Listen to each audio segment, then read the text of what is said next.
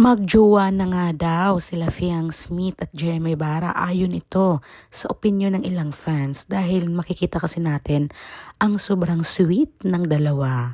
Talagang marami ang kinikilig sa kanila ng mga JM Fiang fans. Sa tingin nyo guys, sila na kaya? Isa rin ba kayo sa nakapansin dito kay Fiang guys na kahit harap man or likod ay talagang kitang-kita natin ang kagandahan ng kanyang katawan. Talagang ayon sa iba ay pangit daw dahil payat, pero guys, si Fiang ang ganda ng shape ng kanyang katawan kaya huwag kayong niga.